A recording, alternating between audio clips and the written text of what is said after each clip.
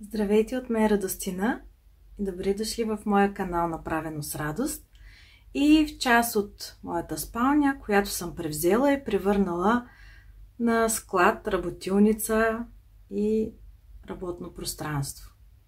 За щастие, съпруга ми отдавна е свикнал и не задава въпроси от типа на какво е това, какво ще го правиш, къде ще го държиш. Такива екзистенциални въпроси вкъщи не се задават.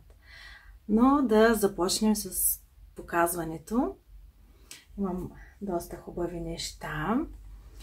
Започвам с любимите ми предмети. Дървена точилка. Има много красиви дръжки. Разбира се, има нужда от обновяване и освежаване. Ще я пришкуря, ще я третирам с препарат или пък мога да я обмажа направо с зехтин, ако ще се ползва отново. Защо не? Изкуствена свещ. Винаги ги купувам, за да ги използвам в интериора. Придават много мека топлина и приятно, уютно излъчване в домашна атмосфера. Следващото е една дървена дъска, която също е бъдещ проект. Много ги харесвам в такова естествено състояние. Просто трябва да се леко реставрира и освежи и е готова. Може да се закачи някакво стръкче цвети и е готово да се закачи. Много харесвам този керамичен джоб. Може да се поставят цветя и други украси. Подписане. И никога не пропускам ръчно направена керамика. И би стояло страхотно на стената с лавандула и други пролетни цветя. Наближава пролетта, колкото и да е зимно и бяло навън. Тази малка саксийка или кашпа ще бъде част от някоя бъдеща декорация. Наближават хубави празници, Свети Валентин, Баба Марта, 8 март, първа пролет, така че ще има поводи да я използвам тепърва. Много обичам възглавници в интериора, особено такива меки. Придават наистина дизайнерски вид на помещението. Тази има малко по морско излъчване и е толкова широка. Тази чанта се взех за мен. Много е хубава. Направена е от юта. Предполагам от кофи сак, от чувал за кафе, и дръжките му са кожени. Много приятен цвят и ще си оставя за мен. Много обичам такива пазарски чанти. Един от най-красивите чайници, които съм виждала. Долу пише Бавария, качествен порцелан и тези красиви сини линии много го отварят.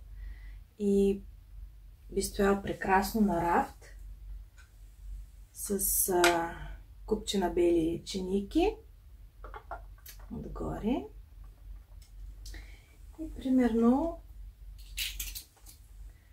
две от любимите ви форми за сладки.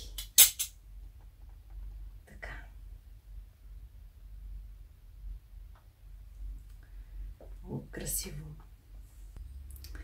Красива купа на пиедестал. Разбира се, с цвети вътре, изглежда много красиво на рафт и чудесно допълнение в интериора. Това бурканче просто го взех заради формата и капачката. Обичам да си правя различни сладка, песто, сосчета, така че ще влезе в употреба задължително. Дървена купа никога не пропускам да взема, защото нямате си представа колко са скъпи по базарите и магазините. Идеално допълнение. Бих искала да е малко по-светло. Ще видя като го пришкуря какъв цвят ще излезе отдолу. Отново нещо за стена за закачане и за цветя. Много са дълги дръжките. Даже може би ще направя някаква декорация сега за 8 март. Ще го видите в следващото DIY видео. Една кана. Пише олио на нея, обаче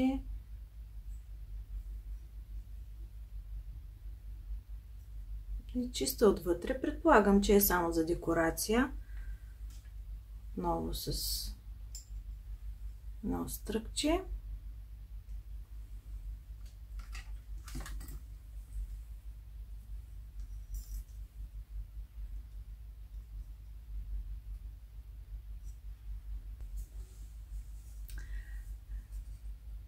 Това, ако го помните от видеото за почистване, вижте как е лъснало и все пак съм оставила малко патина по нея. Тенджерката или казеролата. Не знам какво е, но е много симпатично. Има ковано желязо, дървена дръжка и е просто прекрасно за декорация в кухнята. Можем да му сложим една кърпа, една малка точилка и изкуствено цвете и готово да бъде сложено някъде по рафтовете. Медната чинийка също, която почистихме, и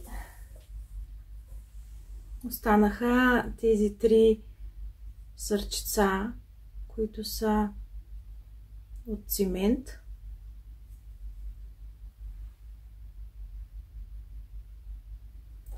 Са много сладки. Ще ги използвам сега, когато снимам нещо за Свети Валентин. Една чаша или ваза, не знам точно. Много ми харесаха балончетата в структурата й.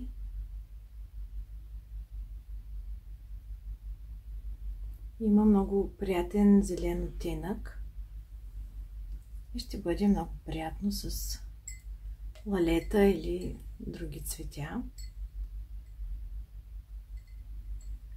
Както казах, пролетта предстои и наличието на цветя в интериора е просто задължителен. И последно, един голям буркан за съхранение с алуминиева капачка. Има си уплътнение. И дори да не се ползва практично, то може да бъде много красив интериорен предмет и да го напълните с различни неща, тематични, дали за Великден, дали за Свети Валентин. Може да бъде пълен с сладки, целувки много биха били красиви в този буркан. Очаквайте следващото видео, в което ще ви покажа как претапицираха дивана ми. Пожелаваме страхотен ден и ви очаквам отново в моя канал Направено с радост. Чао!